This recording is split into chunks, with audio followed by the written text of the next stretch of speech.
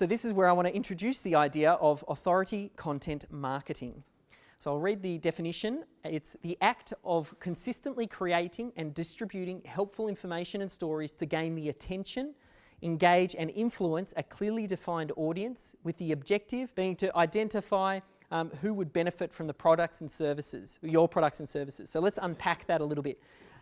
The act of consistently, so authorities do things consistently. So just doing one round of videos is not enough. You need to be dripping this content out. You need to be consistently posting blog posts. You need to be consistently engaging with your community. That consistency is key. Distributing helpful information.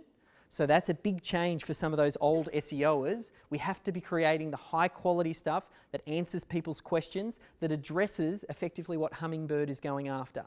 So creating very useful content and also stories. You know I like a good story. To get the attention.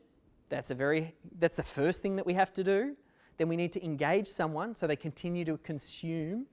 And also influence, that idea of trust. You know, we need to build up that trust of your defined audience. So we think about up front, and we'll talk about, well, what content should we be creating that will be the seed that will feed all of this other stuff? You need to think about who that target market is and create the most relevant content for them. I even like to swim up a little bit further upstream sometimes. I'll think about, what would someone be thinking about just prior to them becoming my client? They might not be searching exactly for my business yet. Maybe if I'm in the wedding industry and I'm an MC, like Tim was talking about, I might be thinking about creating a fairy tale wedding. How do I do a fairy tale wedding? That might be the information I'm looking for. So you swim a little bit further upstream, create relevant content at that point, then you capture them early, build the trust, and then you can continue to market with them down here. We'll talk about how do we create that helpful content. Obviously, the objective here is to create useful and relevant content, and then to have people build up that trust, and then they can identify, because we can't help everybody in our business, we can only help some people. We want to identify those that we can help, those who would benefit from my products and services. That's really key. You don't want to be selling someone something if it's not the right fit for them. I mean, that's, you know, we're in a transparent web here. If you send something to someone and it doesn't fulfill their needs, and then you don't have good customer service, that stuff spreads. So again, it comes back to the fundamentals of having good products or services. And I want to give you an example from a gentleman who's in the room right now. He called me up, and we had this little bit of a discussion. I mean, the whole purpose of what we're doing is we're creating this good quality content, we're building the trust so we can stay top of mind until the point at which someone is ready to do business with you. So that's what we're doing. That's why we consistently do it, so we're front of mind. And then what I want to do is become the trusted advisor, and don't always go for the sale if it's wrong.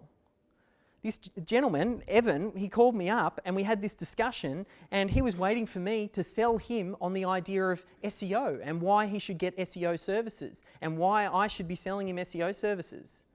I unsold him and we went in a completely different direction, and he said, "Oh, that's a bit weird.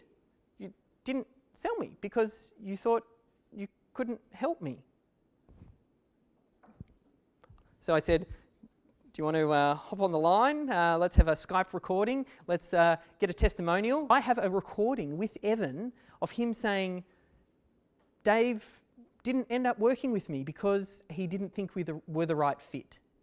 That's a testimonial that I have on my website, basically saying Dave wasn't right for me. What a powerful testimonial. Now Evan trusts me even more because he knows that I don't just do things just to make money. I do things because I know my integrity and, you know, what I say is important. And in the transparent web and the world that we live, you just need to make sure that you're delivering. Now, at the core of this, and we talked about the idea of video being that seed piece of content, video is central to this strategy. whether it's you that presents or whether it's a spokesperson in your business or whether or not you get other presenters, at the moment, if you think about windows of opportunity, and video is still quite wide, it is closing.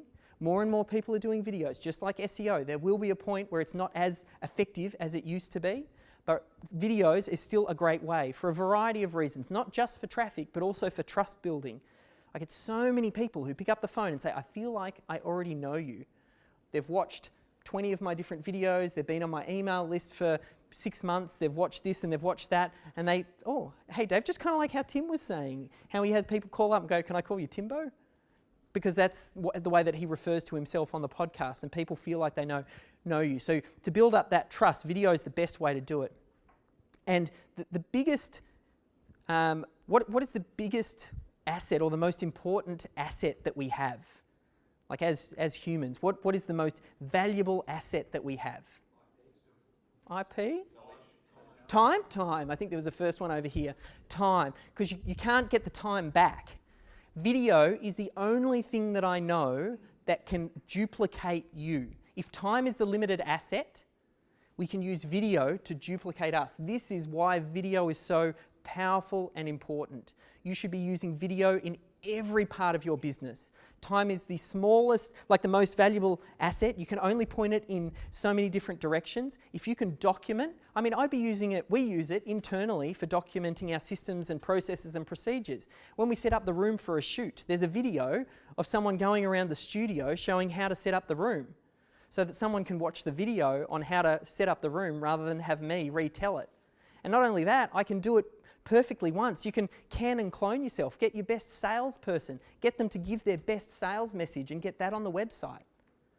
Video is, even though at the moment it's creating, the traffic opportunity is closing, but video, people used to talk about the idea of sales letters, old school sales letters, direct mail, as one of those things that you could mail out because you get huge, infinite scale. You can mail it out and you can get a sales message out to lots of different people, and it's your best salesman in print.